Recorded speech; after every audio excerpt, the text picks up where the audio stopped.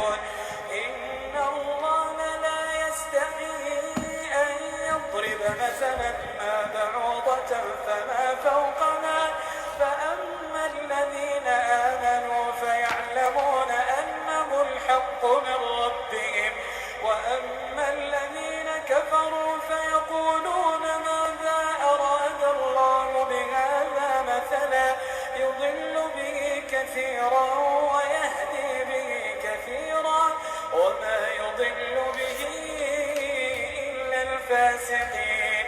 الذين ينقضون عهد الله من بعد ميثاقه ويقطعون ما أمر الله به أن يوصل ويفسدون في الأرض أولئك هم الخاسرون كيف تكفرون بالله وكنتم أمواتا فأحياكم ثم يميتكم ثم يحييكم ثم إليه ترجعون هو الذي خلق لكم ما في الأرض جميعا ثم استوى إلى السماء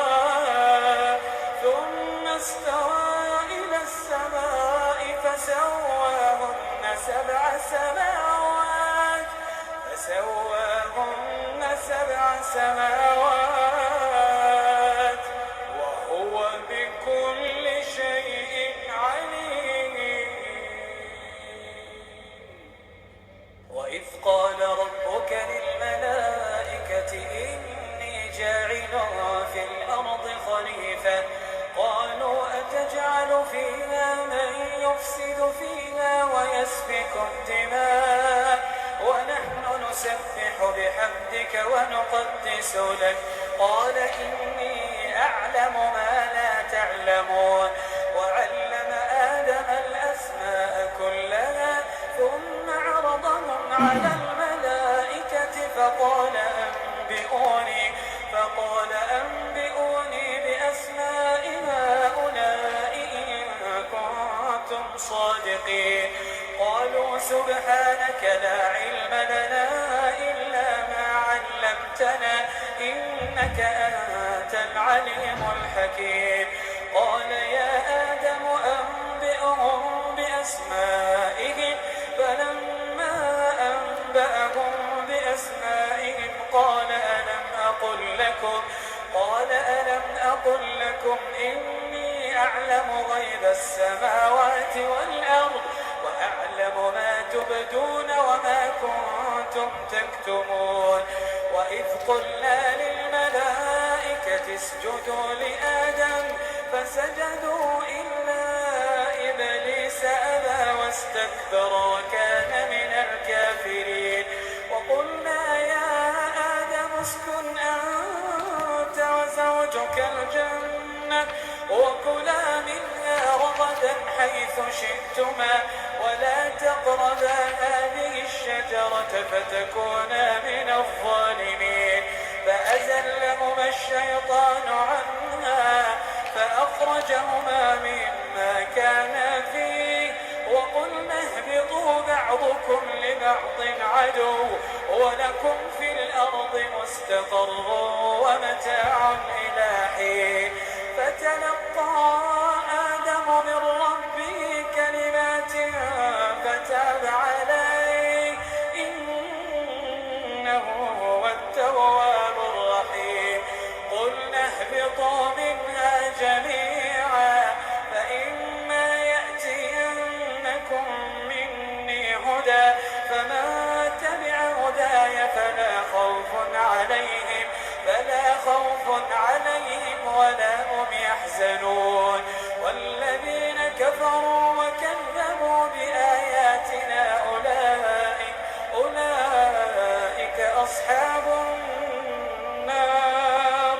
أولئك أصحاب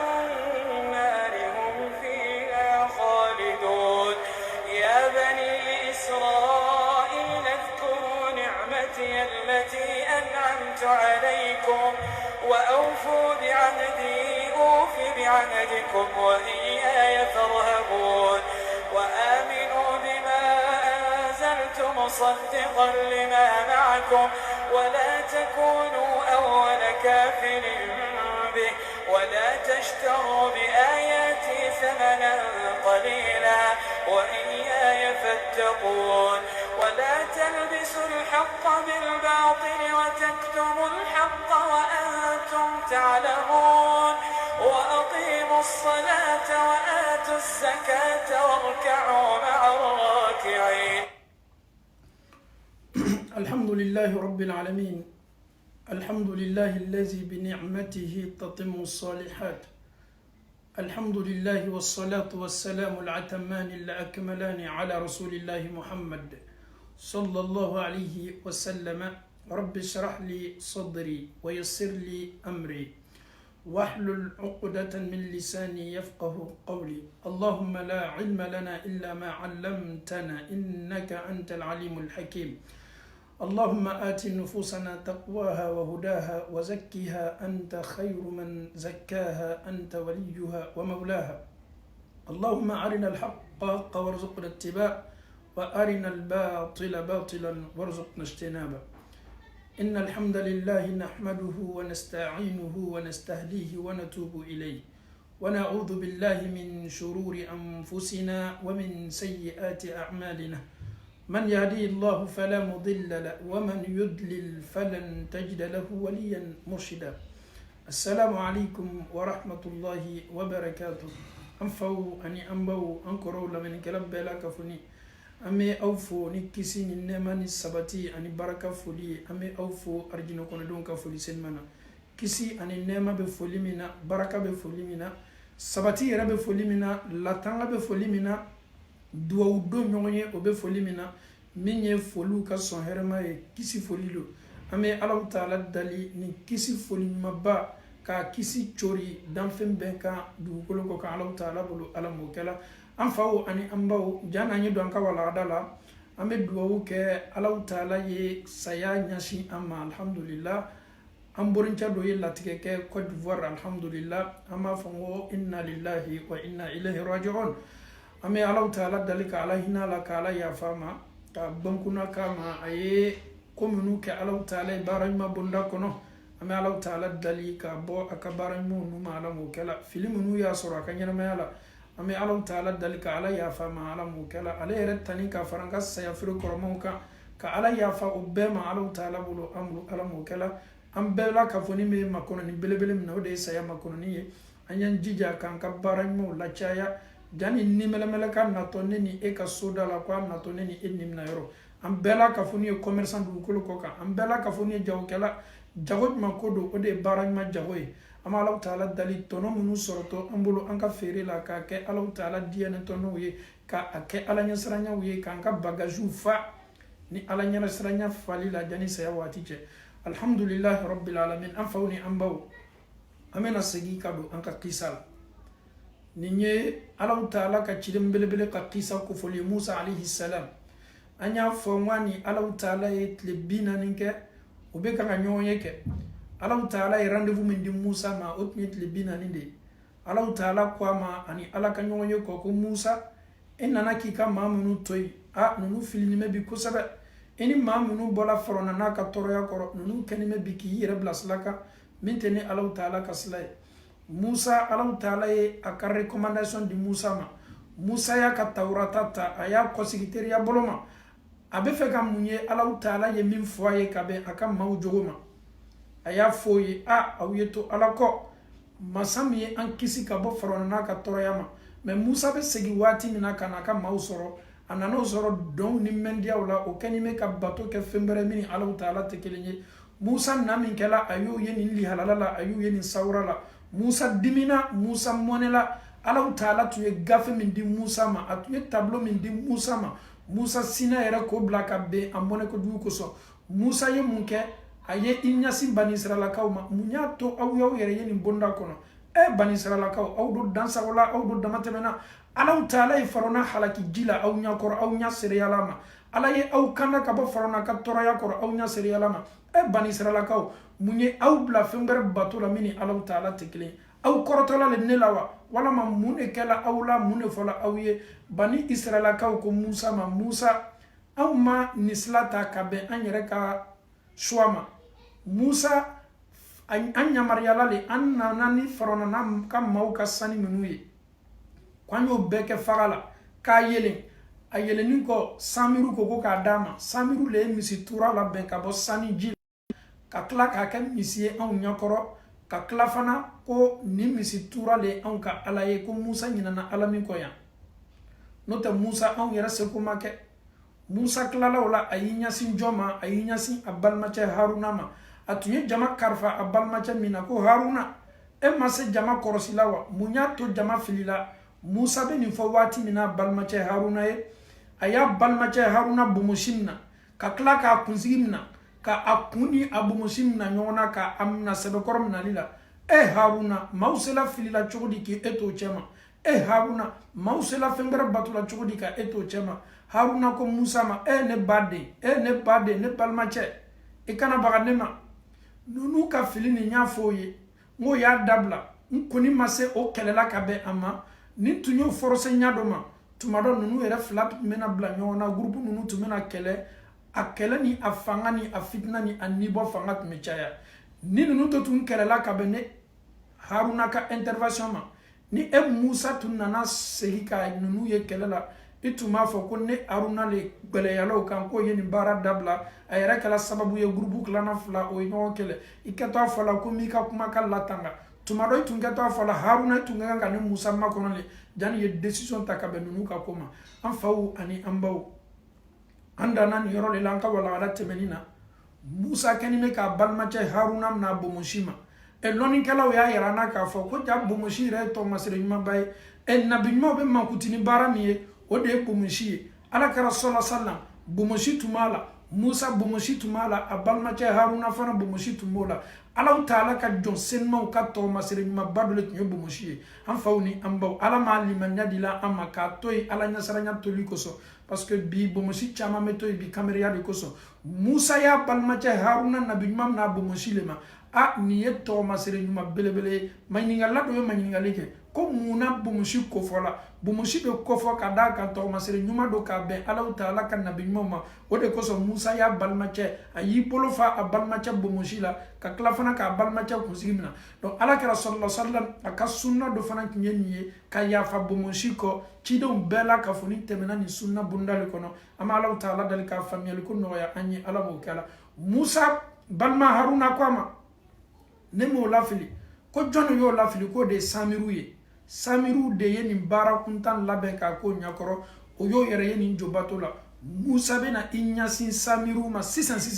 mun y'a to Samiru ye ninnu lafili? An ye Alahu Taala kumakan lamɛn ka Samiru ni Musa kumakan lamɛn kuma min tɛmɛna Musa ni Samiru cɛ ka bɛn nin ma ni Alahu Taala sɔnna ne ni e ye an tulo ma lɔ a la kosɛbɛ. Musa y'i ɲɛsin Samiru ma komi bɛɛ ko Samiru le ye nin baara cɛjugu kɛ ka misi tura labɛn sani na ka tila fana k'a ɲini Bani Israɛlakaw fɛ ko bɛɛ ye na ka na bato ɲɛsin misi tura ma ko tigi min b'o bolo bi o de ye nin misi tura ye ko mɔgɔw kana Musa makɔnɔ ko ni k'a ye Musa tɛ se la seginna ka na Musa tagala Ala min kɔ cɔ Musa ɲinana o Ala le kɔ anw cɛ ma yan min ye misi tura ye. Musa y'a balimacɛ Haruna bomosi bila a y'a kunsigi bila a bɛna i ɲɛsin Samiru ma sisan Samiru min kɛla sababu ye ni maaw y'o yɛrɛ ye jobato la k'o yɛrɛ ye fɛn wɛrɛ bato la min ni Alahu Taala tɛ kelen. Musa ko a ma ko Samiru fama khatbuk e bɛ se mun fɔla ka bɛn nin ko ma? Subhanallah, Musa n'a ka mɔnɛ, Musa n'a ka dimi, baara kunta min kɛla, baara cɛjugu don, Ala kota baara don, Ala sɔsɔ baara don, maa min yɛrɛ ye nin baara labɛn Bani Israɛlakaw ɲɛkɔrɔ. Musa kumakan mafilɛ n'a tigi ye a kumana n'a ye nɔgɔya bolo ma. Samiru n tolo y'a mɛn ko Samiru de ye nin baara kɛ. Samiru kumakan jumɛn b'i bolo k'a fɔ ne Musa ye? Subhanallah, kuranɛ ye kumaba ye, Alahu Taala kumakanba don. N'o tɛ Musa tun bɛ girin ka na Samiru mun ne ka adamadenw bila jobato la, mun ne ka nin kɛ? Mais Musa m'o kɛ dɛ. A ko Samiru min fɔla o e yɛrɛ ko di sa kumakan jumɛn bɛ e da? Donc Musa bɛ nin kuloma dɔ Samiru la komi ye Samiru bila nin baara la Samiru fana bɛna na ka na i dantigɛ. Donc pour mieux écouter une personne qui est en erreur, il faut l'écouter avec sagesse, il faut lui parler avec sagesse. Peut-être aketo ibarula munyato ayake. Sinon, ce qu'il a fait, c'est inadmissible. Aye bara mike bara kuntano, aye alakuta bara de ke, aye flanga foya bara de ke, sanction minyere kakan ka laburi akan ala le keto sanction la jigila, mo obenata Musa ko Samiru, ma ko Samiru, a era kodisa. E kuma kan mame eda, subhanallah, nine ala ta'ala kan nabi mo kuma kan. Au ye maflali ke, aya balmache Haruna mna chomi, ama se ka minyere ka chianin ke, ama omna no mna nyai. أني الله تعالى كما كان لمن قال بصرت بما لم يبصروا به فقبضت قبضة من أثر أكو موسى واتي من الملكة نانا يكويا كو ألا مكو بيلا كوية تاكا تاك منيويا ملكة من نانا مية جبريلاي أتومي سو منكا نساميرو يه جبريلاي سو نياكا سوي أكا سو سينو نسينا كا أبوريچه نسينا كا چنگه ولتا nyo chenge taminke nye mau nyamaria ngoyo ka sani nunu nano bolo ka bo farona fei ambe yanka sani nabo kanka sani yele minkela nye sani laben misitura nye mishil laben ka bo misitura la ka lajo nye ole sengoro bugurita ka banka afia ni tura ka nya afia minke ni tura ka tura misitura sina ka kuma damna subhanallah Musa yere kanime ka Samiru dame ni kabako ko bay eye Jibrila ka so seno de chenge buri che ko taka ka banfana ko ofie ni misi tura labe ni mi labe na sanina ka klaka ofie oka nyo ke min ka dro Musa misi tura sina ka mankambo damna asina ka mankambo mankami na be fama ko khuwar asina ka fo mu don nyo ye minke nya fo mawye mo Musa nyina na ka ala ko ni ne de ala e o ni ne bato kaka فقبضت قبضة من أثر الرسول فنبذتها وكذلك سولت لي نفسي نمنيه نيني بارا لا بنيرني donc nga experience ni nga plan ne niye nyamaria ni bara lela donc ne niye ni ne bara la benni قال فاذهب فإن لك في الحياة أن تقول لا مساس Samiri imabo anna Ibmapo jama bela Samiru ye bara jugu ke ini sanction min kakani wati nyona la Samiru qui gagna tu t'es loin de tout le monde tu dois toucher personne ne doit te toucher et qui kana se mama makana sima ele era ni makana ke fangele ele kana se mama makana sima e bolo kana maga mogola o bolo kana maila sanction min ni ala ko ka dima sanction kelen foloma e munye yi mabo auna bi yi gagna ka bo auna e kana se mogoma mo fana kana sima ika wati keni me ka femi batoko ala minyeni misiturai amma flenka to minkela la sise Musa sina kani sani kani misitura min labena sanina ka kari ka ke par pièce ka ke par morceau Samiru renya koro kika tigi ye min bato nebe na ko tuntani ne laka Samiru re joni me Musa be kanga Samiru ka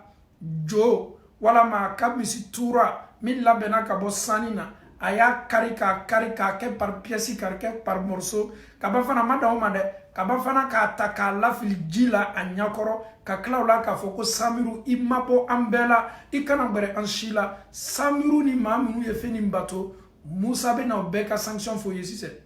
ti foite awla fo Allah taala masakele no flana taala alele ni bato kaka masamino anyan jija ka bato ni tawhidu bato liye ka bato ni kelenya bato au be se fendo labena chodi au yere miriani au yere hakilina tala ka klafana kana sika o fem bato kode au ka Allah taala o koso Musa ayeni jo ayeni misitura karikari ka klaka ke morso ye ka banfana ka fude ala ka yera Samiru la koni misikala Allah taala jodi Allah taala de masai masami kele an fawni ambaw amena dodoni Samiru ka sanction ka ani maminu tola Samiru ko nimbatona Allah taala ye jangata jumane ke o ka jangata ye Qur'an mena no okofo anye amena do suratul Baqara korona la kada kan Qur'an sura be no fasaride alhamdulillahi rabbil alamin Allah taala ko wati mina Musa segina kana nunu soro ne filila oyo yara kuntonyo min lase o yara ma Musa ko di nunuma ako وإذ فرقنا بكم البحر فأنجيناكم وأغرقنا آل فرعون وأنتم تنظرون يا لو مسا ألو تعالى مي لفرانيك أو نفرعون ناكا موني نيونچه أي أو كيسيكا أو كاندا أو سلات من الجيلة فرعون يرنا كم موتولا جيلة أو نياكور أو نيايا يه أو سباتني منما ألو تعالى كلا وإذ وعدنا موسى 40 ليلة ألو تعالى إلا يرتا موسى سبناني ثم اتخذتم العجل من بعده موسى كان يوين لناتي ألو تعالى ننت لبناني كونانا أو سلا كان نمشي تورا تاسيسان كأوباتو موسى كفى وأنتم ظالمون كسر أو يجركم تنوي ثم عفونا عنكم من بعد ذلك لعلكم تشكرون ألو تعالى وإذ آتينا موسى الكتاب والفرقان لعلكم تهتدون وإذ قال موسى لقومه يا قوم إنكم ظلمتم أنفسكم باتخاذكم العجل فتوبوا إلى بارئكم فاقتلوا أنفسكم ها أما كوبي آية من السلام ما منو ينبارك موسى كودي أو منو يتنولين إنكي كجوباتو fatubu au yetubi ila bari'ikum kata masami yeres masami kaseni masami mangante ka bato ka masabera faraka alama foko ila rabbikum de kata uti ala ta'ala made musa ko makaw yetubi kata ila bari'ikum masami kaseni au ka ala sosowma masami kaseni ka flanka fo alama do au yetubi kata alama sanction flana yemunye faqtulu anfusakum aw yara suicide aw yara faga kabako lete maye ala ko tabarake ka kala ka foka yara tubi ka kala fana ka yara kun faga be ke chukudi da sanction belebele le flanga foya ja flanga foya yara fana sa ne mérite ate foi mérité nonu ka sharia la fo ki yara kun faga di aw metolo flanga foya de labi aw metolo mushriku yo de labi aw metolo bara labi ala ye sanction min laji musa ka mauka mamunu ye misitura bato o yo yera lasigi ala taala ma yera lasigi kofe ko ye klafana ko yera bono o yera nila ko yera faga mufasirina ko anye ko ni sanction jigi min kela nunu ye nyon faga di ko mamunu ya barake sofa do lola do fana jola o yinya be nyoma ko ye ni bara damna ka nyon faga damna mufasirina do yera ko kola ko ma nyuma minu mason kan nu jo bato ko lu le yenu nu faga donc ni sanction de tunyete fali e ko bayda aw ye misitura bato ko aw yera kun faga ala te dien flanga foyama ndai akaseni flanga foyama. Donc chers frères et sœurs en Allah subhanahu wa ta'ala, ce verset nous interpelle tous. Ce verset nous interpelle tous. Quand on nous dit que Dieu, flangafoya mandaye, anya konsekasi bado mafle, flangafoya sababu la ka fengera batomini ala tekelenye, okala sababu ye ko nunu yo oyera kumfaga. Ko yo yera kumfaga. Ode bi ambolo tolonga fenye, anga kallu la me flangafoya ke. Anga bara la me flangafoya ke. Amese flangafoya ke la kalli la chogodi. Neni sampere, neni mbemba kaburu, neni karamol lioroma, neni lioroma, neni mbache, neni mfache, au meni kalli kunta uneket le kono sunga ni wati bela kafuni. Ni mama kalla fenamini ala tekilenye. Ki kali ifala, ki kali ikalanfala, ki kali kashaykula, ki kali damfemberlamini ala tekele, al ki kali ala karala sallallahu alaihi wasallam. O min ka fisa ni dunia na kono fembe ni maa min kala ala kerala neni ala kera cha min kale ala kerala mbalma che ye flanga foya belebele fo ye flanga foya kewali ke flanga foya mini ala taala te son ama ala te dien ama akoloni a conséquence kabu ma kiyamado kalli tunga cha an fe forola me kallu tu me ke munela aw ye maa minu ke ma baye an yere hakilila aw ye maa minu ke ma walujuye an yere hakilila aw koko nunu ne walujuye aw me singa an kali men kali ka walujula men kali ni na ni yoromala mbalma cha ni mbalma muso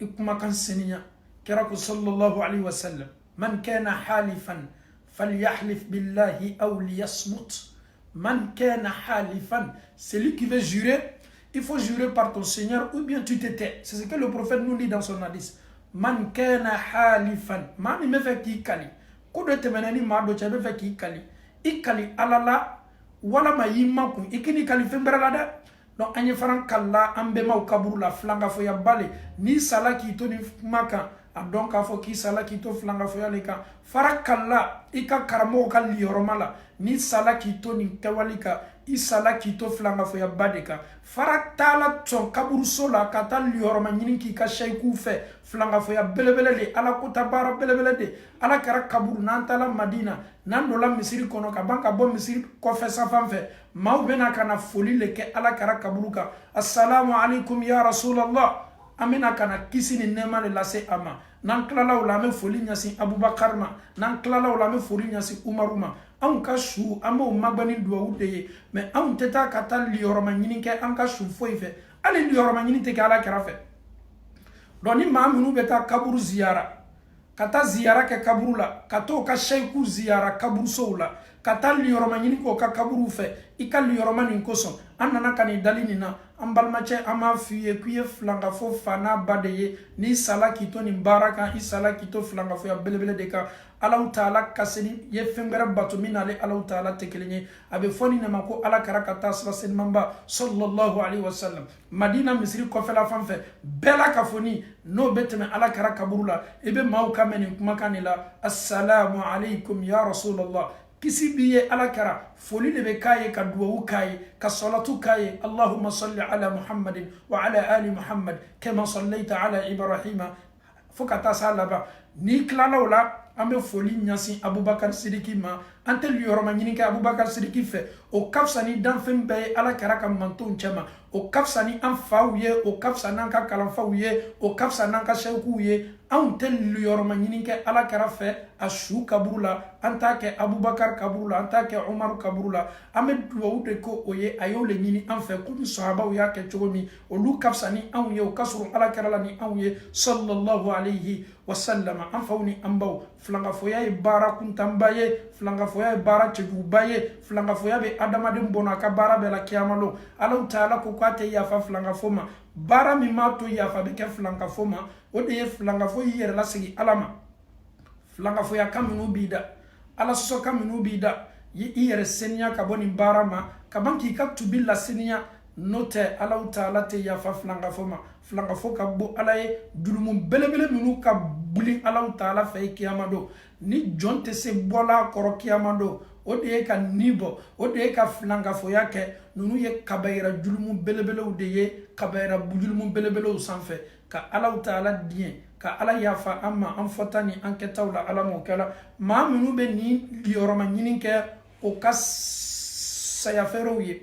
o ka karamo ye o yera ka mabawi o yera ka walju ye ame ala taala dalika la segini noya o ye ka tunya yara ka wala tunya ye ka se tunya tala ka labara ni ko mana ala taala bulu ala mo kala donc nunu bani israila kaw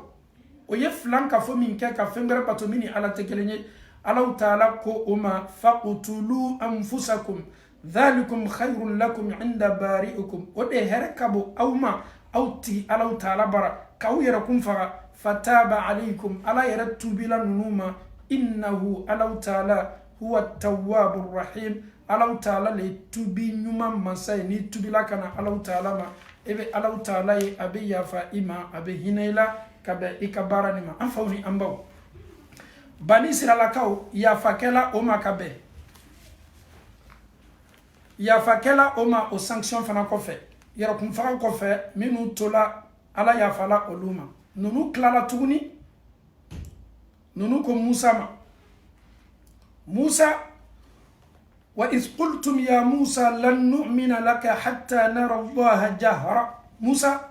anta liman ya Musa ma fo anya ye ala taala kabako dete aw ye sambiri ka ke farona be kanga aw jangata farona be kanga o ke jonye Musa nana kana aw ta ka ba farona ka toro ya koro farona tuna aw ko kate aw toy aw nya ya ye ala ye farona halaki jila aw klalo la aw ye sofolo ni aw yo lu yo be kanga jobato ka misu bato aw ko Musa ye ni ɲɔgɔnna dɔ labɛn aw ye Musa ko k'aw ye fara aw ni Musa taala a ye aw bila yɔrɔ dɔ la k'a bɛ taa tile 40 kɛ ɲɔgɔn ye la ni Alahu Taala ye Musa seginna ka sɔrɔ a nana sɔrɔ aw bɛ kan ka fɛn wɛrɛ bato min ni Alahu Taala tɛ kelen Ala ye sanction lajigi ka aw puni k'a fɔ Samiru fana ma k'a ma bɔ jama la hali bi tuguni aw ko aw tɛ limaniya Alahu Taala ma fɔ a ye Ala ye an ɲa la ha Bani Israilakaw kɛla maaw ye maa minnu y'o dansago maa minnu y'o dama tɛmɛ maa minnu kasala o kɛwaliw la o kasala o fɔtaw la o dama tɛmɛna yɛrɛ de subhanallah wa idh qultum ya Musa Muhammad ko fɔli kɛ waati min na ninnu ko Musa ma lan nu'mina laka hatta nara Allah jahra anw tɛ limaniya Musa ma fo an ɲa ye Ala yɛrɛ le ye masa min don ka Ala yɛrɛ ye physiquement an ma ko bo de la fa akhazatukum as-sa'iqatu wa antum tanzurun Alahu Taala sina ka pɛrɛnkan ni mankan dɔ kɛ ka ninnu jangata n'a ye mankan ni nana ka na ninnu jangata ka na ninnu lajaba n'a ye o sina ka sa aw ye Alahu Taala ka masaya ma filɛ façon les enfants d'Israël ils étaient têtus o kaganaw tun ka gbɛlɛ o dama tun tɛmɛnin bɛ o tun dansagonin bɛ Alahu Taala ko ثم بعثناكم من بعد موتكم لعلكم تشكرون après avoir o sami kala tile kelen wala ma su kelen nunu to minnu tola nana Musa dali Musa nunu kilancɛ bɛɛ sala Ala ka pɛrɛnkan ni mankan min najigi i tɛ Ala dali a ye nunu lasigi ɲɛnamaya la wa maa ɲuman minnu tun bɛ an cɛ ma olu yɛrɛ dɔw sinna ka sa Musa ye Alahu Taala dali aw ye Ala kumakan lamɛn o sanni kɔ pɛrɛnkan jigi min kɛla mankan jigila ka na o ma min kɛ comme o ko bɛ fɛ ka Ala yɛrɛ le ye Alahu Taala y'o puni ka bɛn baara min ma thumma ba'athnakum Ala tilala fana ka o ressusciter Ala tilala fana ko o lakunu min ba'di mautikum aw ka saya kɔfɛ Alahu Taala ye aw lakunu la'allakum tumadɔ ni aw hakili y'a ye k'a fɔ ko Ala tun ye aw jangata Ala tun ye saya labori aw kan Ala tilala fana ka ni don aw la tumadɔ tashkuruna aw bɛna Ala ko ɲuman lɔ subhanallah les enfants d'Israël subhanallah kabako ko belebele le tun bɛ Ala ye sanction laboro kan ka ban fana k'o saya fana kɔfɛ ka tila fana tile kelen walama tile fila walama su kelen walama tile kelen komi mufasirinaw b'a fɔ cogo min o ma mɛn ni saya bɔnna kɔnɔ Alahu Taala tilala fana ka ɲɛnamaya d'o ma masa min ye Alahu Taala ye a bɛ ko bɛɛ kɛ ko bɛ seba ye Ala tɛ dɛsɛ a tɛ kaɲa ni Alahu Taala ye ko min laɲini Alahu Taala b'o de kɛ subhanallah Ala tilala fana ka ɲɛnamaya di ninnu ma ko tuguni tuma dɔ ninnu bɛna taa si ka miiri ka se Alahu Taala ko ɲuman lɔ na ni nin baara ye an faw ni an baw وظللنا عليكم الغمام وأنزلنا عليكم المن والسلوى كلوا من طيبات ما رزقناكم وما ظلمونا ولكن كانوا أنفسهم يظلمون أفوني أنبو الله تعالى سينا كان ينكر بلبل تاكاك سما ينونو سنفة كسما بادو سباتي او سنفة الله كلالا فانا كاللاجيلي كنونوما yiri jisenimaw na o be min labasan ka jiw la ko ka dumuni ɲumanw kɛ ani kɔnɔsogo jeninu Alahu Taala ye yiriji b'a fɔ ko li ka di cogo min Ala ye nin ji ɲɔgɔnna lajigi k'a d'o ma subhanallah nin ji yɛrɛ bɛ bɔ yiriw de la n'a bɛ fɔ a ma ko almanna Alahu Taala y'o d'o ma wa salwa ani kɔnɔsogo i bɛ kɔnɔsogo jenini ye Ala ye nin bɛɛ di ninnu ma ka ban fana k'a fɔ ko y'a domu nin ye garijigɛ ye ka bɔ Alahu Taala yɔrɔ an faw ni an baw Alahu Taala ko nunu male Ala tɔɲɔ dɛ nunu yo o yɛrɛ kun de tɔɲɔ Musa ko ma komi Ala ye nin hɛrɛ bɛɛ kɛ aw ye an bɛna taa don Baitul Maqdis la Baitul Maqdis ka taa don ye Musa tun natanin bɛ kosɛbɛ doli la Baitul Maqdis la Baitul Maqdis ye ni so ye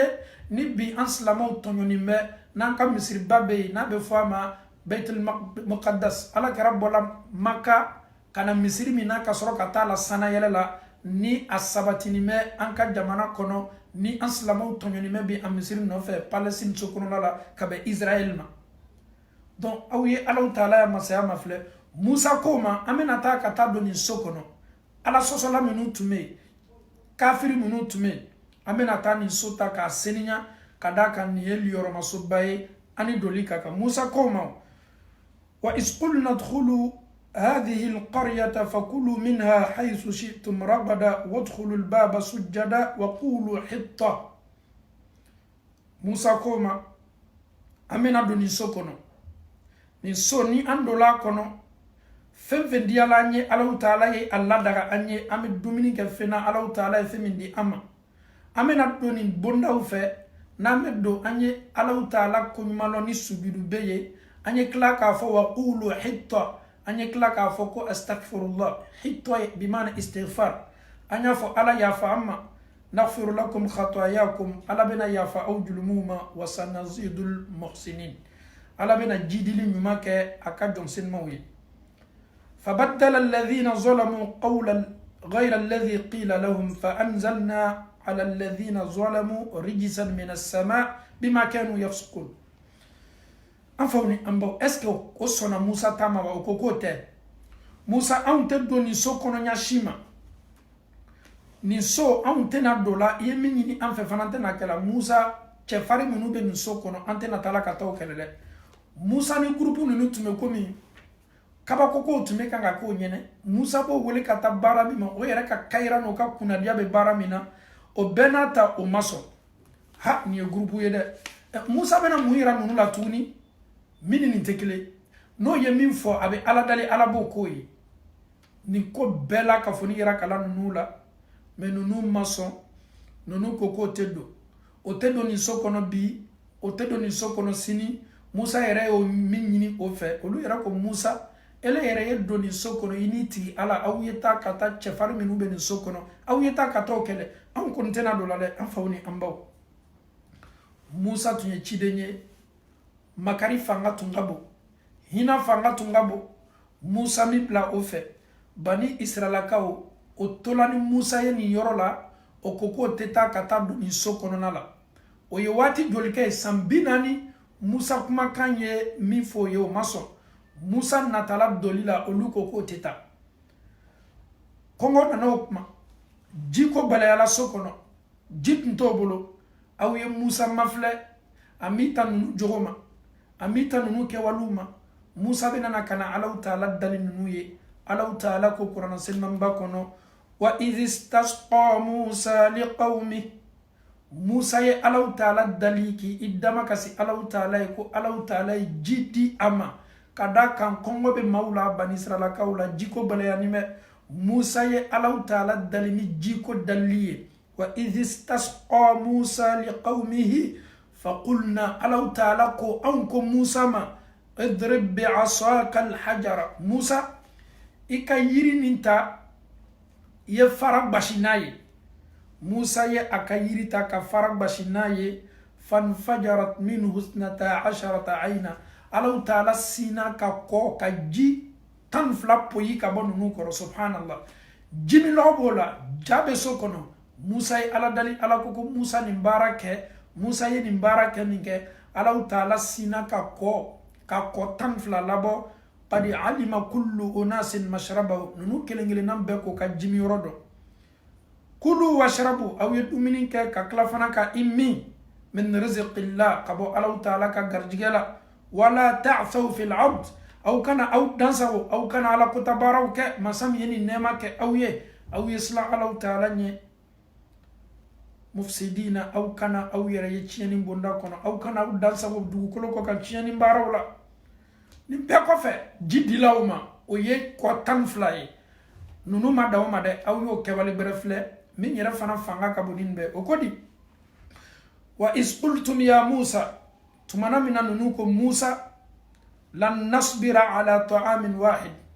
musa domini min laji ila ankani domini min laji ila ankani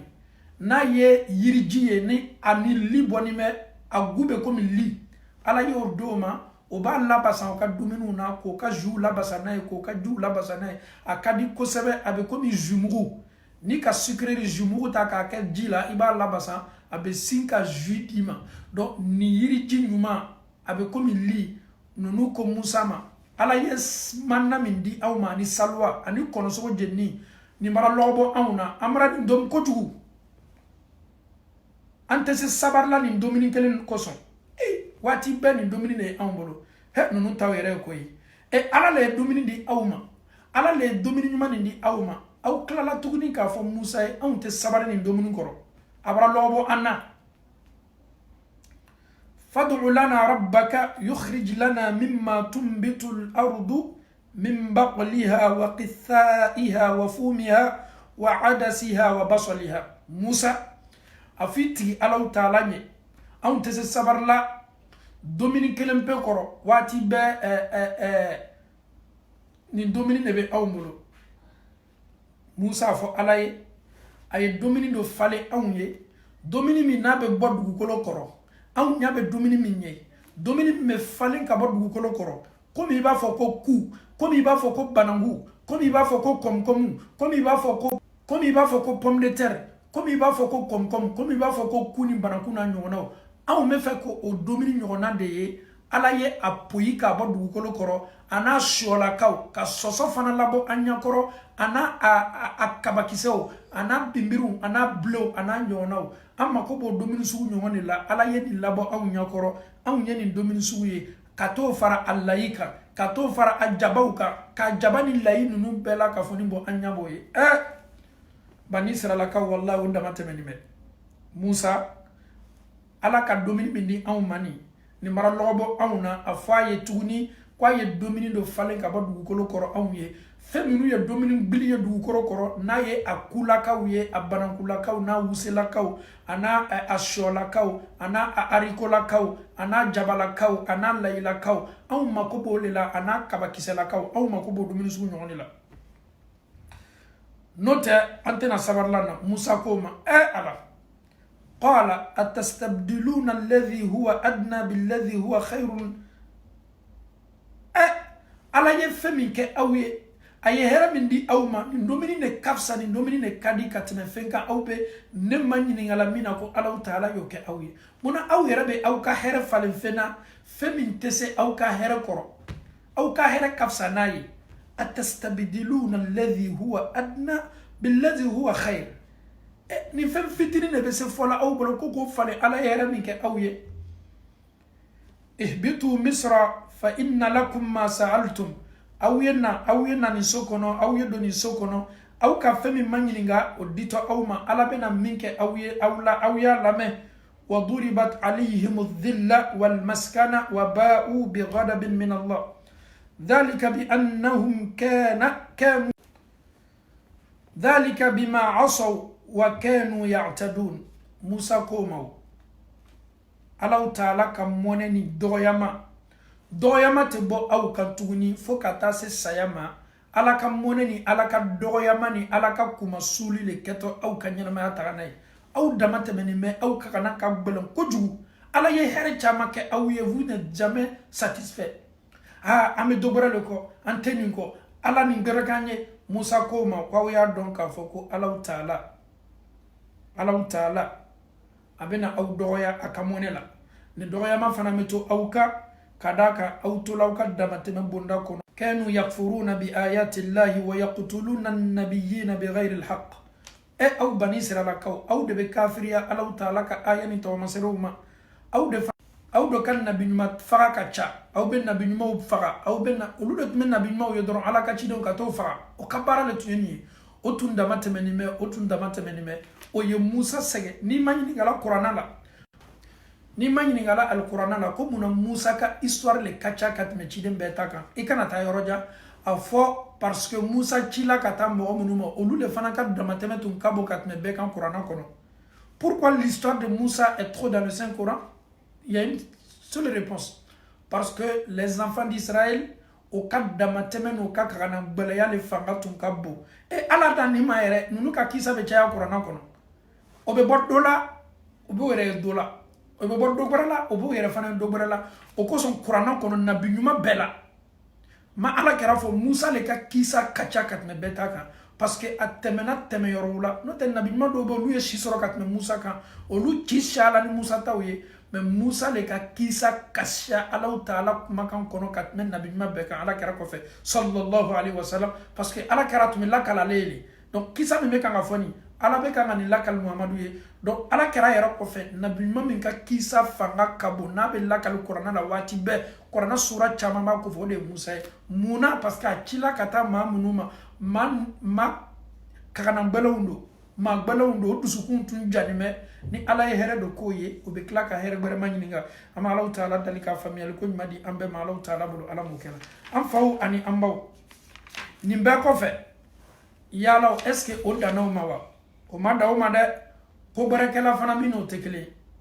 faso ninnu tun tigɛlen bɛ musa la faso ninnu tun lanin tɛ musa la musa ye ala dali alaw taala ye ninnu bɔ farawuna ka jɔnya la ala ye farawuna halaki ji la ninnu ɲɛkɔrɔ ninnu tilala fana o ɲɛ ye fɛn fɔlɔ min ye farawuna ka halaki kɔfɛ ko musa ye tigi dɔ labɛn olu ye o b'o bato komi olu ye village mɔgɔ ninnu ye fɛn nin bato la musa ko k'aw ye fara a tilala ka na n'o ye fanfɛla dɔ la k'aw ye makɔnɔni kɛ aw ye to ala kɔ n bɛ taa ɲɔgɔn ye kɛ ni ala ye a bɛ segin waati min na ninnu filila alaw taala y'olu jan ka taa o tilala tuguni ko musa a fɔ alaw taala ye anw bɛ fɛ ka ala ye an ɲɛ la musa ko k'aw ye kumaba fɔ o y'o fɔ min kɛ alaw taala ye saya labori o kan a tilala fana ka don ɲɛnamaya musa ye alaw taala dalaw la o tilala tuguni k'o bɛ dumuni de fɛ alaw taala ye dumuni ɲuman d'o ma o bɛ balo dumuni min na o banna o la ko dumuni min k'a bara lɔgɔ b'o la a fɔ i tigi ala ye dumuni wɛrɛ labɔ dugukolo kɔrɔ anw bɛ dumuni minnu kɛ o ye nin fana fɔ musa ye alaw taala dali ala ye dumuni di ninnu ma mɛ alaw taala ye ninnu lajaba la ka ban ka dɔgɔyama lase o ma an faw ni an baw a ma ban dɛ so kɔnɔna la ye saya dɔ kɛla o lanin tɛ musa la o yɛrɛ kɛnin bɛ k'a kɛ ni saboteli le ala kana adamaden dusukun gbɛlɛya ala kana kafiriya sabati dusukun na ala ye maa dɔw ko fɔ alikuranna kɔnɔ ko o dusukun jala o dusukun janimɛ a janimɛ a datugunimɛ n'a diyali ye n'i ye wajibili kɛ ye ala ko fɔ a tɛna don la an bɛ alaw taala dali ala kana ne ni aw dusukun se ni dusukunja bonda kɔnɔ donc saya le kɛla so kɔnɔ o ka so kɔnɔna la ni dɔ bɔla cɛ dɔ le sala su taala ye bonda dɔ la sugu yela bonda min na a fɔla k'o tigi le ye fagali kɛ k'a ko kɛ mankanba ye so kɔnɔ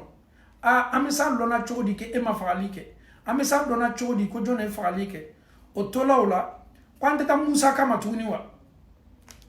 komi musa ko k'a ye ciden ye subhanallah a ma fɔ ko an tɛ ciden musa kɔ dɛ komi musa ko a yɛrɛ ma k'a ye ciden ye saya min kɛla anw cɛma ya ni min bɔla n'a lani bɛ a yɛrɛ la a y'a ka ala ma ɲininka a ka ala b'a fɔ anw ye ni tiɲɛ b'a la walima ni tiɲɛ t'a la an faw ni an baw ninnu sinna ka na musa ma o na min kɛla musa ma o nana musa ma ni ɲininkali jumɛn ye ko musa saya dɔ le kɛla an ka so kɔnɔ yan maa dɔ le sala an ka so kɔnɔ a ko kɛlen bɛ an ma kabanaba ye an yɛrɛ kɛlen bɛ k'a ko mina ni sika ye an b'a dɔn su yela bonda min na wa n'o le ye fagali kɛ o ko k'ale ma fagali kɛ donc an bɛ fɛ k'a dɔn de jɔn de ye fagali kɛ komi e ko k'i ye ciden ye ka bɔ alaw taala yɔrɔ e tɛ anw ma dɛmɛ sa maa min ye fagali kɛ i bɛ se o yɛrɛ la an na cogo min ha an faw ni an baw ko daminɛna musa ko ma ko baasi t'a la maa min ye fagali kɛ an bɛna fagalikɛla labɔ mɛ ne bɛ nin kɛ ni ala ka diɲɛ de ye ala le bɛna nin yamaruya di ne ma ka nin ko fɔ aw ye musa ko ma ko baasi t'a la an bɛna baara daminɛ mun ma musa bɛ nana ka na o fɔ ye alaw taala ko kuranɛ selimanba kɔnɔ wa idh qala musa liqawmi tumana min na musa y'a fɔ a ka maaw ye inna allaha ya'murukum an tadhbahu baqara n'aw bɛ fɛ ka mɔgɔ fagala dɔn alaw taala ko ma ko n y'a fɔ aw ye k'aw ye misimuso dɔ lana ka misimuso kana tigɛ qalu o ko musa ma atattakhizuna huzwa musa an ma na i fɛ k'i ye tolon kɛ an hakili la il faut pas te foutre de nous Musa on t'a simplement demandé qui est l'assassin et qui a tué ce dernier mais tu nous demandes d'envoyer une vache Musa arrête de jouer avec nous il faut pas te moquer de nous Musa anw y'a hakili ma le so kɔnɔ yan Musa i kana na anw ka ko kɛ ten komi i bɛ tulon na anw hakili la le anw ko le dɔrɔn maa min ye fagali kɛ y'o yɛrɛ ka anw na Musa ko ma ko alaw taala ko ya'murukum ala bɛ aw ɲamariya an tadhbahu k'aw ye kanatigɛli kɛ baqara misimuso la qalu oko musa ma atattakhizuna huzwa musa ekenimeka onke yelebona newa ekenimeka isak moke awna lewa qala musa koma a'udhu billahi an akuna min al-jahilin musa ko me tanga dini ala fe a'udhu billah me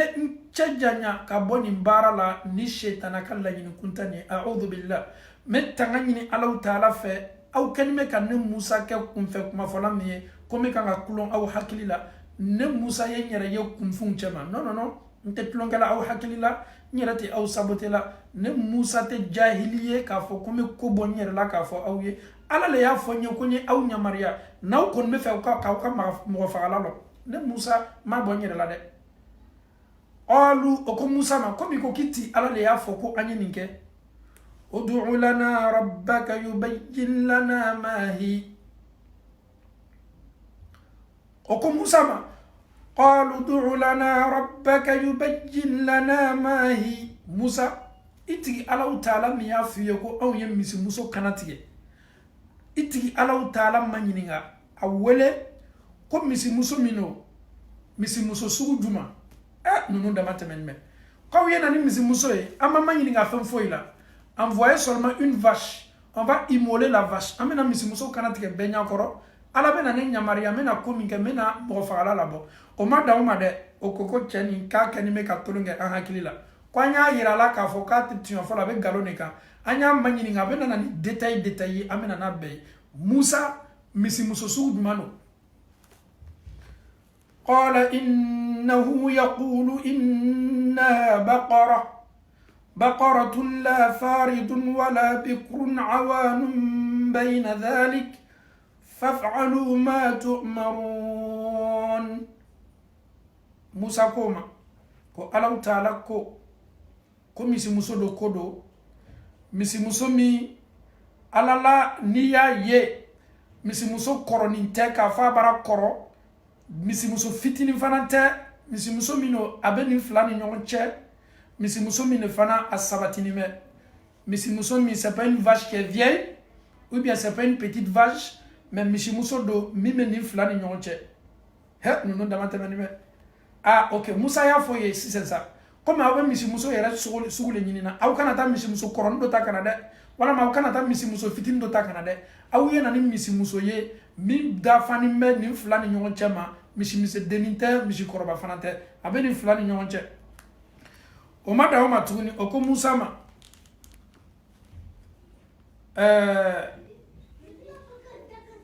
awya aketo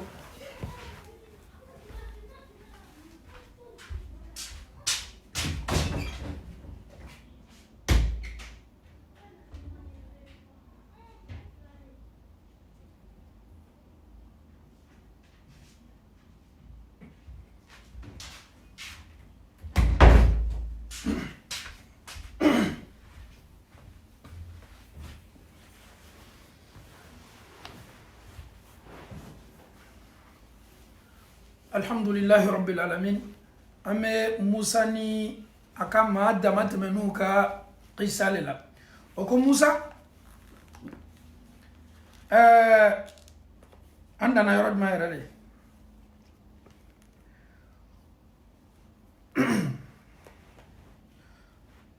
Alhamdulillah Rabbil. Qalu du'u lana rabbaka yubayyin lana ma lawnuha. Musa fiti alaw ta'ala. Komi iko ama kwanya ke misi musoye min koroninte min fanate misi deniye me ame min nyini ifesa ye min fo anye sika fo etala anketo kela ame min nyini ifesa iti ala manyini nga misi couleur du mankodo on nana ni couleur ko fana olu ere lebe nani ni miria kelengele nambe ko misi couleur du mando Musa bena ala manyini nga ala bena couleur fo Musa parce que ni aw ko kaw dama tamani me ala fana me doni la aw kun doni ni me aw toro ko sebe qalu du'u lana rabbaka yubayyin lana ma hiya innal baqara tashabaha alayna wa inna insha Allah lamuhtadun Allah ta'ala ko Musa ma fo ye innahu yaqulu innaha baqaratun safra faqi'un lawnuha tasurru an-nazirin. Musa afo ye misi min kakan kam na bolo ka kanatige nye misi yere hakaya fo ye misi korobate misi demsen fanante ay ke misi bulangulani ye korobali ni fitini ni nyonche ko bo be manyini ngali kala misi yere couleur law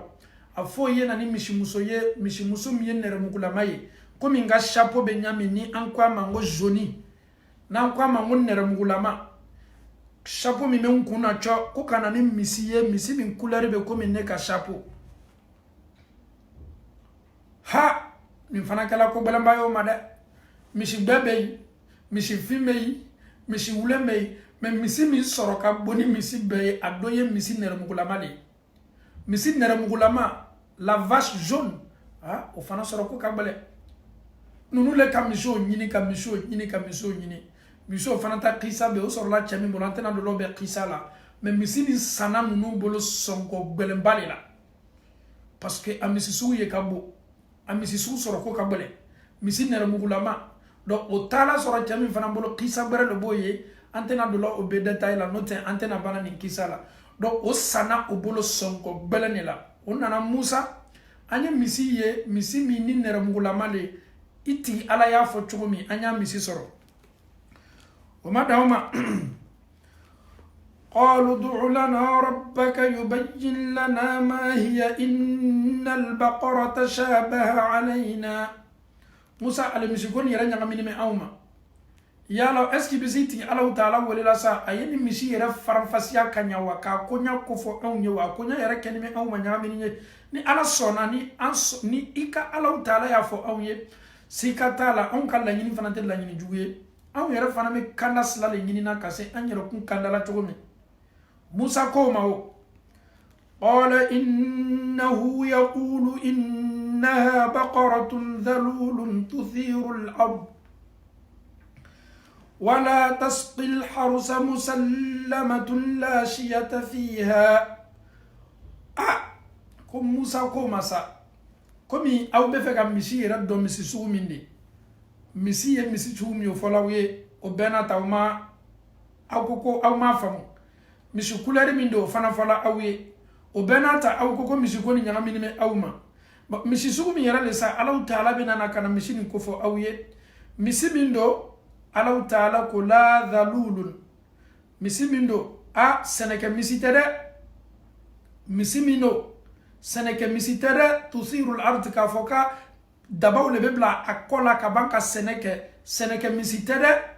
wala tasqil hars afana tena kana jibebla misiminu kola ka foroson o misi sugutere ate seneke la dugukolo bara la misite misi fana temi me ji la série comme na me seneke oro la meta misiminu ta ka jisigo unkata ka seno son o misi sugu fana te akana ka seneke la ye amisi fana kana ke jiji la misi foroma musallamatun la shiyata fiha misi mine fana musallamatun akisinime kabol lebu bema la shiyata fiha de fofosité ala anermu fora chomina misi doit être une vache jaune sans couleur mélangée et misi doit être aussi akene adafanime de fofo itala anyakelen chininte asengelen karninte akko karninte misi subhanallah bani israila kanu no ma minule o dama temena tellement o yere le tume kodo haramu ya o yere kuma Allah taala ma komi yere haramu subhanallah Musa koma musallamatun misi mino akisinime la shiyata fiya defo foitala akisinime kaboni mbema couleur min ko fola ya ka couleur qalu al'ana ji'ta bil haqq Musa tuyana ye no be bola sise feminu tu nyamini me aw mala ye abela ka foni bo on haklila non ya foleri ni na foli yere la alhamdulillah Musa amishi fana meta nyini kanana ye nunu fana tala mishini nyini kanana ye nunu manin ke ka fo ko tume feka obe feka Musa yere korbo ka yere Musa la ko tuyate fola bolo donc Musa bena koko nyini olu fe mishika kola olu bena na kanani bedi Musa ma donc oye ni fere ko ye fere ke katale mishimuso nermu lama nyini kananaye Musa nyakor Musa nyakaye Allah Ta'ala ko Qur'ana kono fadhabahuha wama kadu yaf'alun ko misini songo chaya ko dugu koso o ya san songo mina abe komo yo kan na folo ni ma yoro le fara nyonga kan o be dopo kan na folo le la kata machine sa ko Musa ya fo luma tunu ko ka machine kanatige Allah Ta'ala ko fadhabahuha o ye misini kanatige wama kadu yaf'alun o era tunte nyini kan barake atumando ye tuguni parce qu'ils ont tellement acheté la vache la chair kata ye tuguni ko lube fe ka machine kanatige agbala yala oma o ya ke ni bele yala ide o era tunte fe ka ke alhamdulillah rabbil alamin Musa ayemun ke misi fagani ko Musa bena nasisa Allah Ta'ala kan nyamariya bara labori oka is qataltum nafsan tumana mina bani israila kaw yenni do bo fadara'tum fiha aw yenyo fona nyonko aw yenyo soso ka beni konyama Musa yemufo ko ni Allah Ta'ala sona wallahu mukhrijum ma kuntum taktumun ala bena labolike aw ye fena femin dogoni ma mi fa'alike Musa ko ma faqulna dhribu bi ba'dihha aw ye misi parti dota naw yota aw ye shu min sala aw ye shu basinaye aw ye misi fari parti dota naw yota aw ye shu basinaye naw ka shu basinaye sika foitala ni Allah Ta'ala sona ala bena nyanamaya di suma min sala كذلك يحيي الله الموتى كذلك يحيي الله الموتى موسى كوكابو تشودي لا الله تعالى بشو لا نينمايا كنينمايا دوما ويريكم آياته لعلكم تعقلون أبي كلافنا كاكا آية وني أكاتو مسيرو يرا أولا تمادو أو بنا حكي سرو أنفوني أنبو موسى ينفومينك مشي كانت ينينكو نونو يمشي بارتيتا ka su basina ye su bisi min kala na ye su sina ka wuli su wuli min kala o nya ka ye o nya sereyala ma su manyini ngala ko joni ifa parce que ka faali keni men mankambaye ani nyoncha ja ni tunye cheye bani serala ka uchema alama dendi ni chema na folo batu men ni chebolo men ni che bale ma che dene tuma bolo lamona komi dentale bolo sedo bale alama dendale ma abale machet de mi mabolo la mona normalement ole tunga ga le cheta mo bore tale bolo ko ole presela abeno che ka sayala o ye satu dro le be cheta ja ole ka planke ka ayere beno che faga afagani ko kata bla che bere ka sodala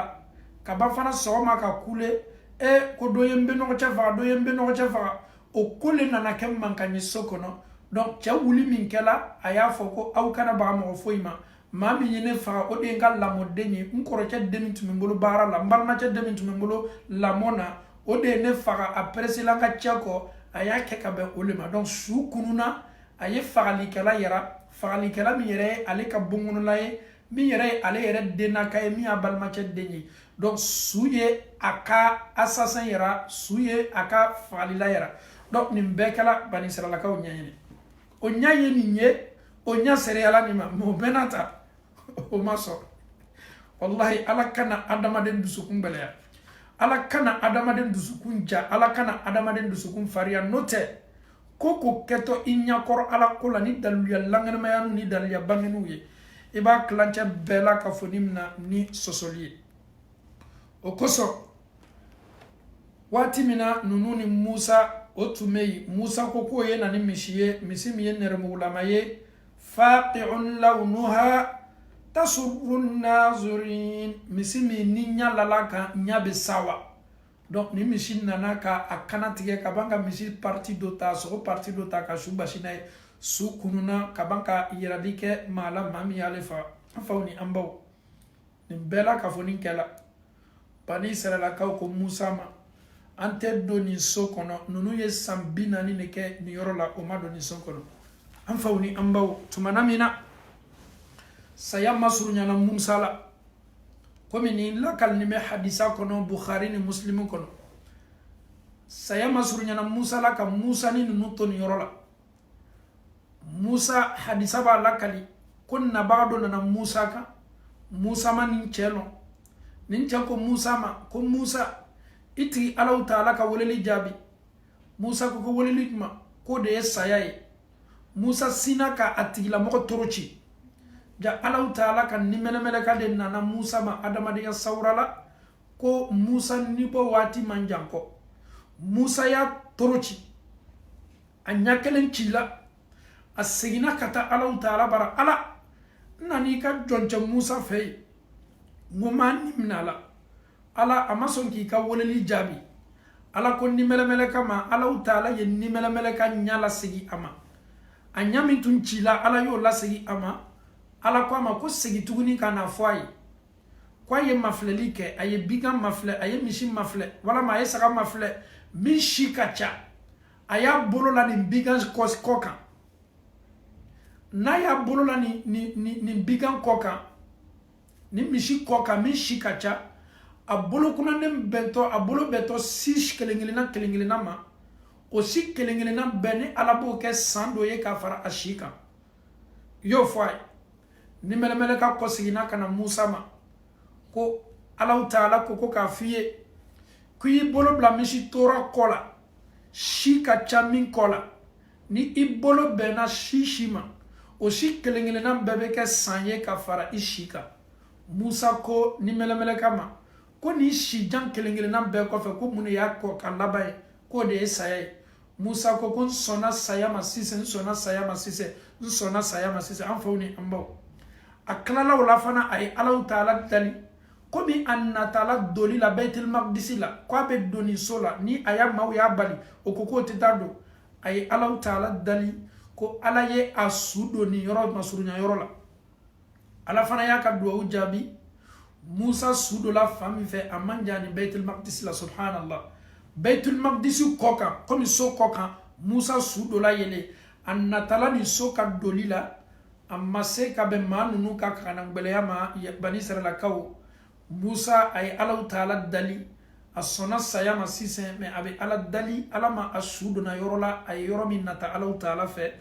ni mele ka Musa ka nibawati seminkela ay Musa nimna komi jon kelingina ben nibe na chogomi komi jon senma ben nibe na chogomi Musa nimna na yorola annatala yoro min fe ko Allah ta'ala ye annimna ka to ka shufana ye do yoro la Allah ta'ala ye aka cide ka do jabi aka cide alhamdulillahi rabbil alamin an fawni ambaw amena sigi ko fe doni jani anyanyere ye Musa ka sayala amena abalmache Haruna ani Musa ka bara nyoya an fawni ambaw ni fananya Musa masurunya modo e nabe fama ko Karuna Musa ta'ala o fana fe londo asegala de ako Karuna Allah ta'ala ye ike bana ye nafolo bi bolo bi kosaba Karuna bi e kan nafolo be bomi kono ma yiri kaw de be fara nyonka kanim bonda ele Allah kle buliya ko dugo so Karuna ijija yedde sabato ni yorobi kan nafolo la sani munu bi bolo warba munu bi bolo dugoro fe munu ni ala ya bla ikarjigala memi fiye Karuna sila alanye yi ka nafolo seniya yi ka sorofew seniya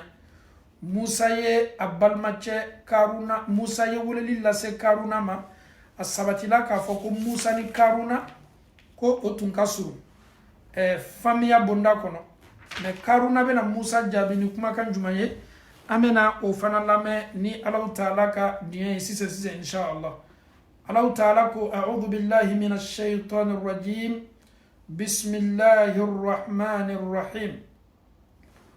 الله تعالى كو برنسن من باكونو إن قارون كان من قوم موسى كو قارون فنا أتم موسى كما وچما فبغى عليهم وآتيناه من الكنوز على كو كوني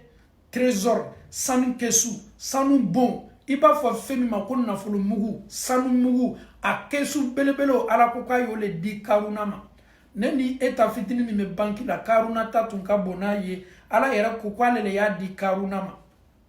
ni ala ko kay femi ndi ka ba an fawni an baw kuma caman to la de Allah taala ko ye dili ke karuna ma ni nafolo belebele la ni sanu belebele la jamaw fana tume karuna bolo minu tume baraka karuna ye minu yera be tume fara ɲɔgɔn kan ka Allah kleta isqala lahu qawmu la tafrah inna Allah la yuhibbul farihin afami kala karuna ye sawa do be o sawa mandi Allah taala waso ka janda ka bonya i yɛrɛ ɲɛnɛ sawa la ne bɛ semina bi n yɛrɛ ka se do ne bɛ semina bi n yɛrɛ ta do o tɛ ko ɲuman ye dɛ an faw ni an baw Allah taala a ye min kɛ karuna la a b'o fana fɔ an ye alikuranna belebele kɔnɔ a ko fɛn tun bɛ karuna bolo ni Allah taala fangamaw le tun bɛ karuna ka fɛn lakile ta fangamaw le tun bɛ karuna ka bɔ nin kɔrɔsi jama tun b'a bolo Musa k'a ma ko karuna Allah taala ye min d'i ma i jija ye Allah taala ka nin yɔrɔ bɔ a la k'a di dɛsɛbagatɔw ma karuna sɔrɔla a ye mun fɔ Musa ye ko Musa ne karuna yɛrɛ ka hakili le y'a to n ye nin sɔrɔ n fanga ni n ka experience le y'a to n ye nin nafolo sɔrɔ Allah ma di ne ma dɛ Musa Allah ko nin o to yen ne ka nafolo Allah ka nafolo tɛ ne ye nin cɛ ta le ne yɛrɛ ka experience le ye nin di n yɛrɛ ma Musa ko Allah taala tɛ nin wele ɲuman balu fɛ dɛ ka karuna wele k'a wele maa minnu tun bɛ so kɔnɔ bɛɛ ka dalayɛlɛ ni dalajigi nafolo dɔ bɛ karuna bolo Allah ma karuna na nafolo ɲɔgɔnna di la ma karuna dɔ ye nafolotigiba ye Allah dɔ k'a kɛ karuna ye ninnu bɛɛ tun bɛ nata karuna ka se la mais Allah taala ye karuna fana lajarabi bɛɛ ɲakɔrɔ bani Israɛlakaw cɛma Allah jarabili kɛla di karuna k'a to a ka ko 12 la a fani bɛ a ni la a ka di a yɛrɛ ye a sawani bɛ a ka sɔrɔfɛn na a bani bɛ k'a seniya k'a saraka bɔ Allah taala sina ka mun kɛ karuna la jamaw ɲakɔrɔ jamaw lakafolonba do maaw ye karuna ye dugukolo le bɛ kan ka karuna lakunu ka karuna dumu karuna bɛ kan ka jigi dugu kɔrɔ a bɛ kan ka jigi dugu kɔrɔ maaw ɲa y'a ye maaw sɔrɔla k'a fɔ ko anw ko se bɛ karuna ye a bɛ s'a yɛrɛ balila ko bɛɛ ma karuna ma s'a yɛrɛ bɔla nin dugukolo ka lakununi na an ko non ko jugu le kɛla karuna la maa dɔ le ye nin kɛ karuna la ka i ni la karuna ka nafolo kan Allah k'i to a ka masaya la komi aw ko jugu le kɛla karuna la k'a ka nafolo ta tɔɲɔ bolo ma a ka nafolo tun bɛ bɔ mun belebele minnu la a ka bankibaw Allah sina fana ka olu bɛɛ la ka fɔ ni lajigi dugukolo kɔrɔ jamaw bɛɛ ɲa k'o ye o ko ko min ye nin kɛ karuna la nin ma nin kɛ k'a fɔ k'a kɛtɔ karuna ka nafolo ta la k'a k'a yɛrɛ ta ye dɛ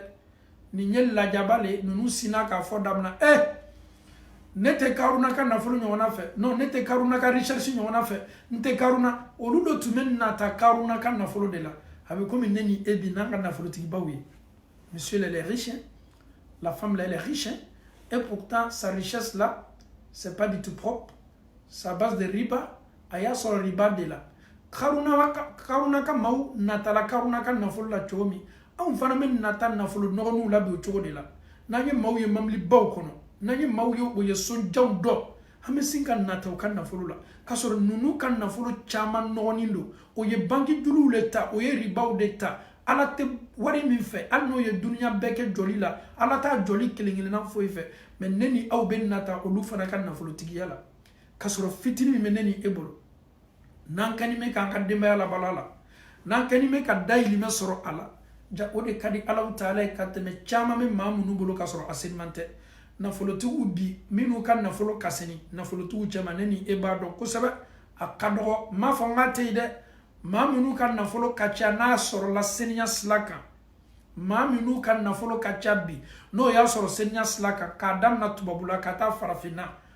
n'i ye maa 100 labɔ min ta sɔrɔla k'a fɔ ko Ala sɔsɔ t'a la riba t'a la nafolo nin tɛna kɛla tigilamɔgɔ ye gbalo ye kiyama don n'i ye mɔgɔ 100 la lɔ peut-être mɔgɔ 5 sinon mɔgɔ tɔ 99 bɛɛ la k'a fɔ n'i ye a sɔrɔ Ala sɔsɔ sira de kan i bɛ dɔw ye ko olu taala ka taa o denw baara ka nafolo sɔrɔ shetana fana bɛ baaraw la sabati olu bolo olu fana bɛ nafolo o yɛrɛ bolo olu fana b'a dɔn o ye baara min kɛ i bɛ dɔw ye silamɛw don o bɛ misiri la su ni tile jo b'o bolo bon na olu fana ko bɛ kan ka seli ko jo le bɛ kan olu ka nafolo la sabati olu fana ko ye nafolotigi ye i bɛ dɔw fana ye olu ye maaw tɔɲɔli ka maaw ka nafolo escroquer ka maaw bɔn o ka nafolo la ka maaw ka hakɛw ta k'o kɛ o yɛrɛ taw ye ka baara kɛ n'o ye olu fana ko ye nafolotigi ye i bɛ dɔw fana ye olu bɛ taa ka taa banki la ka taa julubaw ta ka julubaw dɔw ma o bɛ Japon voyage damina o bɛ Chine voyage damina o bɛ Dubai voyage damina nin dɔ kɛra gorobinɛba ye nin dɔ kɛra commerçant ba ye o fana sigilen bɛ an cɛ ma ko babakɛw la anw fana bɛ sin ka ɲɛbɔ o tigilamɔgɔ fɛ adamaden an ye an nata mafa natabaya nin o de bɛ adamaden bila ko bɛɛ la ni ne ni e kɔni banna lɔnna ko ala kitila ko ko la ne ni e ye celui qui est en Espagne moi je suis en Belgique ici je peux pas l'empêcher celui qui est en Allemagne l'autre qui est en France tu peux pas l'empêcher a garijɛgɛ ala ye min di a ma e tɛ se a balila ma ɲa si ma celui qui est aux États-Unis maa min bɛ Amérique e min bɛ Australie e tɛ se a tigi balila ka garijɛgɛ ma ala kitila garijɛgɛ min na k'a kɛ to a ta la maa min sigilen bɛ farafinna ele tɛ se o balila ka garijɛgɛ ma ala taala kitila garijɛgɛ min na mais munna anw tɛ ala taala ka garijɛgɛ senima ma kɔnɔ ka dayirimɛ ɲini halala sira kan on pense que dayirimɛ min bɛ ɲini an bolo k'a forcer k'a ɲini haramu sira kan an ɲɛna k'a fɔ ko o de ye dayirimɛ hɛrɛ ye anw kani bɛ ka fɛn de ɲini k'a ladon an yɛrɛ kɔnɔna na fɛn min bɛ kɛ an yɛrɛ ma jan ka taa kiyama don o kosɔn an faw ni an baw an ye fara ɲabɔla nafolotigiyaw fɛ an ye fara ɲabɔla fɛntigiyaw fɛ o de bɛ adamaden la nata a b'i bila baara dɔw la i b'i yɛrɛ ye ala ko t'a la baara min na silamɛw maa ɲuman maa min ka ɲi maa min karila ala taala ye fɛn min di a ma a b'a wasa dɔw de la subhanallah ala ye fitini min d'i ma ni ni muso bɛ baga le min na sɔgɔma ni wula fɛ ni baga kɔni bɛ se i ni muso balo la a dɔn k'a fɔ ko bagaw min hɛrɛ ka bon aw ma ka tɛmɛ sɛsogo min ni misisogo min sɔrɔla haramu sila kan k'a ladon denbaya kan denbaya bɛna dumuni ɲumanw kɛ saladiw ni dumuni ɲumanw ladon la denbaya kan mais a nafolo sɔrɔla haramu sila de kan ele kana o mafilɛ k'a fɔ ko e n'i cɛ tɛ dumuni ɲuman kɛ la e muso min fana bɛ nin sugu ɲɔgɔnna ye ka pression bila i cɛ kan l'autre là, son mari fait ça, il fait ça pour sa femme. Toi, tu fais quoi? Elle est venue kelane, mbalma muso. I chebe min kelana a seko damayra kana dima kia dumu. Halala slaka. I sabare yi mafa okoro. I kana nata karma serala. Ale ba ni islam i kan kala do amusoka. Ah, il a payé une belle voiture pour sa femme. Il a payé or pour sa femme. Il a payé diamant pour sa femme. Qu'est-ce que ce dernier l'a fait? Ni bara ɲuman kɛla le alhamdulillah ka bara ɲuman kɛ ka hɛrɛ la don a muso kan mais e b'a dɔn k'a fɔ ko nin tigi tɛ bara ɲuman kɛla e bɛ se natala cogo di e cɛ fana ye nin bara ɲɔgɔnna kɛ k'a ladon e kan o kosɔn an ye an dusu suma min bɛ di ne ni aw ma o de ye an ta ye nafolotigiya nin sekere n'i banna bilali i kun na que tu sois aux États-Unis que tu sois en Europe en Asie en Afrique en Australie wallahi meni foni kalli ni ala taala ko ki te ken nafolotigi ye fo ka ta se isayama al ni ala ye samba ba kelen ni ma sawa kelen di ma ele te ken nafolotigi ye e koni mi ka dayili me soro ibe saki to le soro la sika fo itala gentini kala nafolotigi ye Paul tini kala nafolotigi ye Isa tini kala nafolotigi ye Adamatini kala nafolotigi ye nunu ye galon de ye kontala kata nyere bla nafolo bar la ye nafolo soro iye min soro ye nafolo to ye jangata le boye anyina ni bode ko ele keni me ka min foni ko nafolo do ki a bara le ka soro est-ce que tu es conscient de ce que tu dis cette richesse là qui va te mettre dans l'enfer le jour de la résurrection à quoi sert de se glorifier avec ce genre de richesse? La richesse c'est quoi? C'est de te purifier, c'est de manger les trucs licites et ta famille, et encore aussi ka argina sur la famille, avec faux de mako gardie. Mais eko nafolo bibolo, an nafolo sou chetana nafolo. Condition nous ba do la ni ba do yere te nyabo fait. Ali dumini duma, ali dina chetana obi balala. Si tu as ça là, il faut pas manger ça. Ton totem doit être ça. Et ta propre richesse, tu es esclave. Et era ko ki era kan nafolo mais be klaka ke jonyi. Ini min kali kakao be finyana ni meni min kali makao te finyana ayra bondo be amena o ka sekre do la boko a bondo be farafina islamo ala ma ala yafala an ka maaw ma ala ma ala yafala olu ka so dɔw bɛ yen lutigi cɛkɔrɔba o so ko a muso dɔw tɛ don so kɔnɔ ko a ka cɛya bon de b'o ye i tɛ nin kuma mɛn dunuya yɔrɔ si fo farafinna ale ka cɛya bon n'a fɔra ko cɛya bon peut-être si c'est là-bas je me repose si tu as 2 femmes 3 femmes 4 femmes souvent tu es stressé tu peux venir là-bas pour te reposer on te dit que c'est une bonne idée mais ko cɛya bon a ka jɔw bɛ bon de la a ka basijugu bɛ bon de la a ka ko kuntanw bɛ bon de la ele yɛrɛ silamatɔ cogo di ele ko k'i bɛ misiri la waati bɛɛ e ye bon dɔ bɔ a la i ka so kɔnɔna la ko nin de ye bon ye e ka cɛya bon de ye nin bon ye ele bɛ taa Alahu Taala sɔrɔ ni baara jumɛn ye wallahi dɔw natɔ Alahu Taala ma kiyama lon filankafoya misikala zarati a ye yi donni na m'a fɔ belebele dɛ filankafoya min ka misɛn ka tɛmɛ fɔnikisɛ kan o dɔrɔn pe ye i donni na kiyama lon i bɛ bɔnɔ kiyama sika yɛrɛ t'o la ni sala kɛ o t'i bolo e kuma tɛ e yɛrɛ ka so dɔ bɛ yen ko muso tɛ don ye an ye nin kuma mɛn farafinna k'a kuma mɛn farafinna i t'a mɛn kansida la fo aw bɛ maa minnu kɛ maabaw ye so kɔnɔ waritigibaw ye so kɔnɔ a ka bondenni dɔ bɛ yen bɛɛ tɛ don o la dɛ ala musow tɛ don o la ala musodenni tɛ don o bon na su lɛri dɔ bɛ yen bɛɛ yɛrɛ ɲɛ tɛ l'a kan ni kuma sugu ninnu le tun ka ca farafinna i tɛ kabini duniya danna an n'an ka jo baaraw an n'an ka filankafoya baaraw anw yɛrɛ ko ko anw ye silamɛ ye les blancs sont plus riches que nous le milliardaire le premier toujours dans le classement les 5 premiers on ne voit pas d'Africains dedans si on te dit pas que c'est Bill Gates ils vont te dire que c'est l'autre aw n'aw ka jo comment est-ce que tu peux avoir jo bɛ se kili bolo tu n'es pas considéré parmi les riches ni yɛrɛ la an kan ka lɔn k'a fɔ ko nkalon de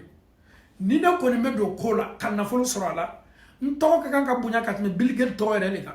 parce que n bɛ don a la le ko ka nafolo sɔrɔ n tɛ don a la ala ko yɛrɛ kan n bɛ don a la le ka ala yɛrɛ neni n fana bɛ don a la le ka nafoloba sɔrɔ mais pourquoi d'après vous êtes toujours shetana bɛ aw bolo mais depuis Alahu Taala ka duniya da les Bill Gates là c'est même pas les problèmes o b'o ta sɔrɔ ɲami a sɔrɔla riba sila kan a sɔrɔla mais olu mako tɛ jo la la différence d'abord entre nous et les blancs hali n'olu y'o ka nafolo ma seni mais olu ka nafolo fana ka fisa ni anw ta ye waati dɔ la mun na parce que condition t'olu ta la ils n'ont pas de condition condition c'est quoi wari ni kana dom ta dɛ i kana di nin ma dɛ nin kana dom dɛ mais chez les blancs tout le monde peut manger don bɛ kɛ waati bɛɛ bɛɛ sago b'a la o bɛ mɔgɔw employé ka entreprise la o bɛ mɔgɔw employé ka baarayɔrɔ la olu n'o ka ala sɔsɔ olu ta bɛɛ bɛ bɔ a nu ma mais don ninnu ta bɛɛ tɛ a dɔn cɛkɔrɔba joli tola nin bonda kɔnɔ saya nana ta i ka bondenni min bɛ k'i ka baramuso tɛ don a la kuma t'i muso fɔlɔ ma i yɛrɛ sala k'ale bondenni to yen i denw de bɛ nana ka na jɛnɛya k'ale bon kɔnɔ bi subhanallah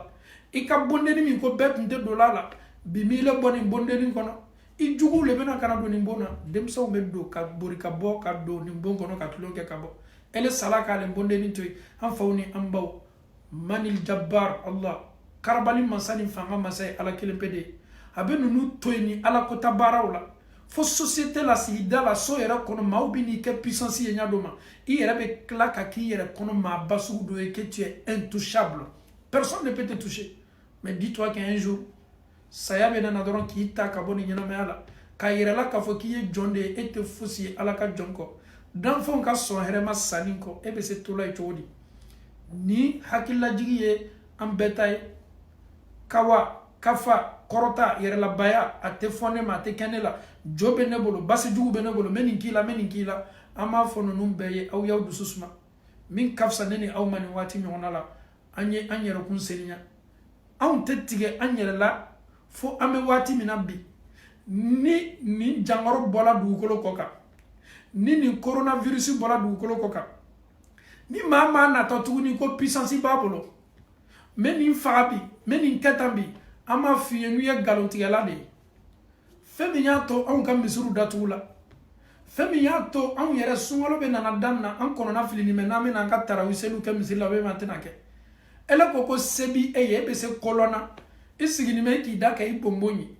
mɛ n'o banna waati min na i b'olu le ye bi o bɛ bɔ k'o ka basijuguw ta ka sɛw ta k'a faga k'a k'o ka jɔw kan ka jalawurusiw siri o kun na k'o yɛrɛ kɛ mɔgɔ masilaninw ye société la ka sɔrɔ ninnu la yusminu wala yughni min jo ka sɔrɔ ninnu tɛ fosi de ye Alahu Taala ka Alahu Taala de ye masa ye anw dalen bɛ masa min na o kosɔn an faw ni an baw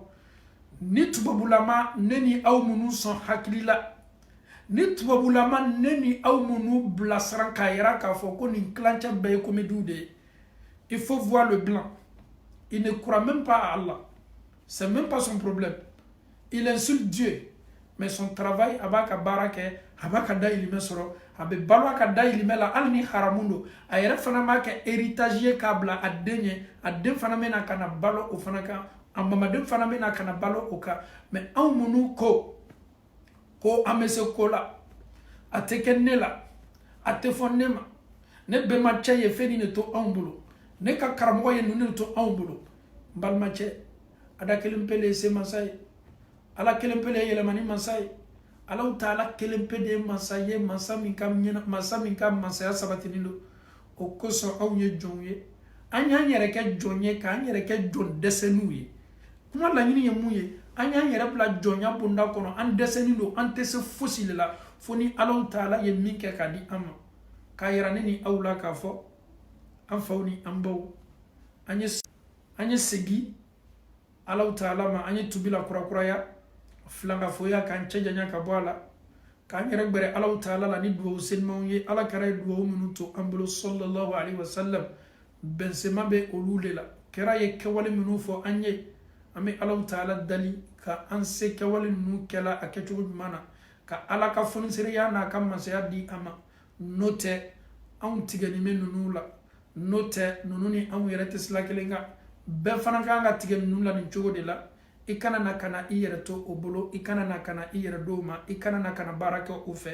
ninnu tɛ se o yɛrɛ balila ɲindimi ma o tɛ se o yɛrɛ balila kundimi ma o kɔni ta ye min ye dɔrɔn o ni jinɛ setana minnu bɛ kan ka baara o bɛ sin ka tiɲɛni don adamadenw ka ko la ni ninnu sigila sababu ye ka tiɲɛni don e min ka ɲɛnamaya la a fɔ ko alhamdulillah kiyama don ninnu ye baara de kɛ e ye kiyama don k'i ka arijinɛ kɔnɔdon nɔgɔya an ye to tawhidi kɔ an ye to kelenya kɔ an ye to Alahu Taala bato ko ɲuman kɔ ne ni e ni wajibili kelen-kelenna bɛɛ laɲini min bɛ an na o de ye kelenya ye Musa ye tawhidu le yira ninnu la Ala kɛra ye tawhidu le yira sallallahu alaihi wasallam mantonw na anw ye mantonw ye manton ninnu ka kan ka Ala kelenya ka tɛmɛ bɛɛ kan an ni filankafoya ka an cɛ janya ka bɔ ɲɔgɔn na an bɛ Alahu Taala dali ka nin faamuyali ko ɲuman di an bɛɛ ma Alahu Taala bolo Ala m'o kɛla ni Alahu Taala sɔnna an ye weleli lase bi an ka docteur belebele dɔ kɔ bi ni Ala sɔnna a bɛ nana ka na an baro ni Alahu Taala ka diɲɛ ye bana min bɛ bi dugukolo kɔ kan n'a kɛlen bɛ ka adamadenw bila kɔnɔnafiliba la Alahu Taala kelen de ye nin bana wulibaga ye ka bɔ an kan dɔgɔtɔrɔ bɛ nana ka na an baro bana nin yɛrɛ ye bana sugu jumɛn ye bana nin bɛ se adamadenw sɔrɔla cogo di a bɛ se dola adamaden na cogo di bana nin yɛrɛ bɛ se maaw contaminer la cogo di maaw yɛrɛ ka kan ka mun kɛ ni nin bana sugu bɛ yen Alahu Taala wele kɔfɛ ani duwawu kɔfɛ an ka docteur bɛ nana an baro la bi wura nin na ni Alahu Taala ka diɲɛ ye an b'a fɔ aw bɛɛ ye ni Ala sɔnna aw ye connecté su fɛ dɔgɔtɔrɔ bɛ nana ka na an baro ka d'a kan olu ka domaine don olu le fana ni lalili ka kan nin waati ɲɔgɔnna la bana nin sika fosi t'a la minnu y'a ko kɛ ni sika ye i t'a dɔn k'a fɔ ko sika t'a la fo n'a y'i baramɔgɔ dɔ minɛ i t'a dɔn k'a fɔ ko sika t'a la n'a y'i yɛrɛ kun minɛ waati min i bɛ sɔrɔ k'a dɔn k'a fɔ Ala la bana min a bɛ fɔ la tun a b'a la Ala m'an sutura la Ala m'an kanda la ربنا آتنا في الدنيا حسنة وفي الآخرة حسنة ربنا لا تزغ قلوبنا بعد إذ هديتنا وهب لنا من لدنك رحمة إنك أنت الوهاب السلام عليكم ورحمة الله وبركاته